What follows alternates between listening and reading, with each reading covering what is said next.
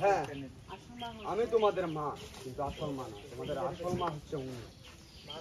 কি বলছো মা? উনি আমাদের আসল মা? তখন তুমি কিন্তু মা, উনি যদি আমাদের আসল মা হয়ে থাকে তাহলে আমাদের দুই বোনকে তোমার কাছে কেন রেখে গেছে? এই কথাটা তুমি তোমাদের মার মুখে শুনো।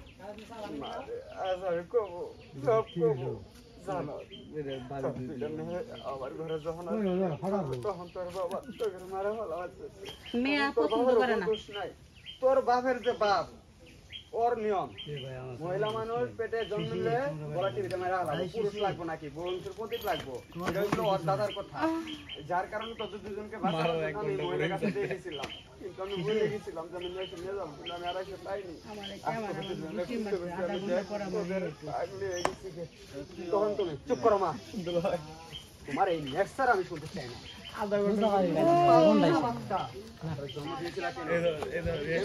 জন্ম দিয়ে রেখে গিয়েছিল, আর এখন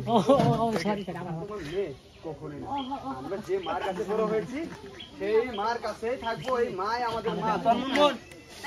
যখনই বলবে আমরা যে মায়ের কাছে বড় হয়েছি ওই মায়ের কাছে থাকবো, উনি আমার মা, তখন তুমি একে একটা থাপ্পড় দিবা। চুপ, একদম চুপ। নিজে মাকে অস্বীকার করবি?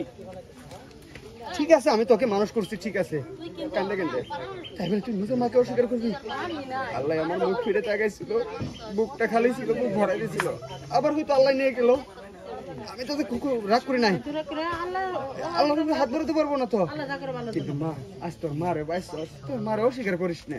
তারপরে দুইটা মা মিলে মেনে নেবা, তুই সহ এক নিয়ে যাবা তোমার বাড়ি, তোমার বাড়ি জায়গা নেই।